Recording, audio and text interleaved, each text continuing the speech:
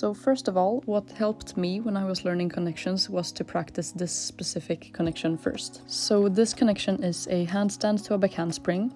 This connection was, to me, the least intimidating out of all the connections I could think of, and that's why it kind of helped me to start with it. So by practicing just one single type of connection, you really get the technique down and the technique for the transition period in between the skills. Which is the important part to have down, and I'm going to talk more about that later. So the transition between two skills is basically when you land from the first one and then jump into the next one. So basically the slowed down part here. When going from a round off to a back handspring, which I'm doing here, it's important that you keep your hands in the air.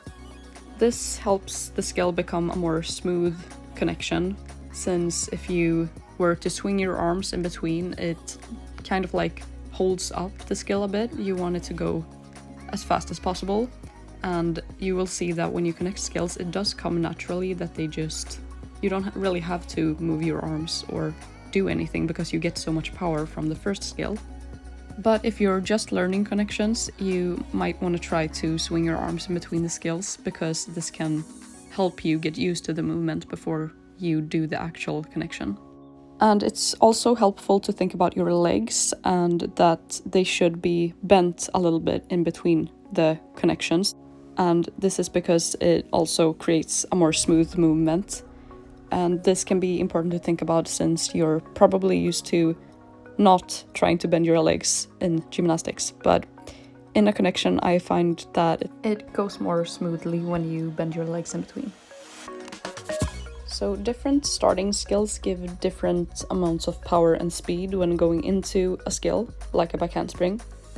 But for basically every connection, it's very helpful to have as much power as possible. So when going into the second skill, you should try to push from the ground as much as you can. And you should also try to push from your hands from the skill before.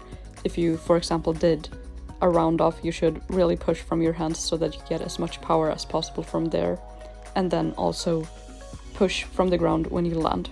However, when it comes to speed, you might not want to have as much as possible of that. But here you should try on your own and just see what amount of speed you need before going into a skill and what amount of speed that feels comfortable for you to then do the actual connection. So running into the connection is usually a pretty good way to get enough power and speed, but you can decide on your own what amount of speed you want to run into the skill with and what amount of speed that feels comfortable for you to then do the skill with.